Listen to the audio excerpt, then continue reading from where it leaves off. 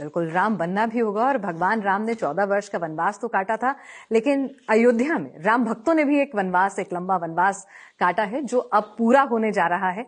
भव्य दिव्य राम मंदिर बनकर तैयार हो रहा है और आप जैसे आंदोलनकारियों की जो तपस्या थी, अब उसका फल सामने आ रहा है।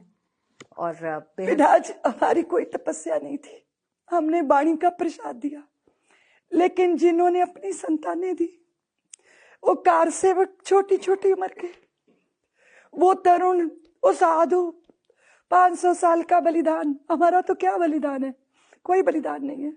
थोड़े बहुत संघर्ष थे, संघर्ष किए, हमारा कोई योगदान नहीं है।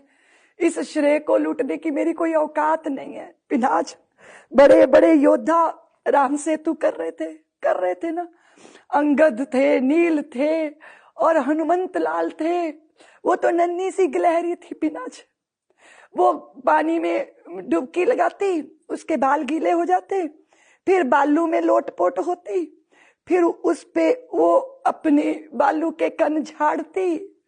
तो हनुमान ने कहा कि देख, योद्धाओं के पैरों के नीचे आके दब जाएगी।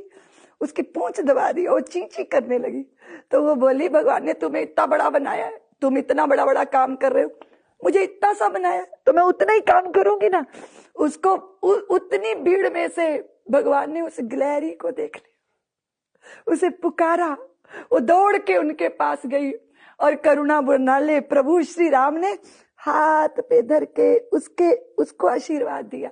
आज भी हम सनातनी मानते हैं कि गिलहरी के शरीर पे प्रभु श्री राम की वही उंगलियों के आशीर्वाद है। तो मेरा गिलहरी जैसा भी योगदान नहीं है पिनाज, योगदान तो उनका है जिन माताओं ने अपने अंगूठे काट के ना तिलक करके भेजा था अपनी संतानों को कि जाओ स्वाभिमान की आस्था की प्रतिष्ठा करके ही लौटना, पर वो नहीं लौटे।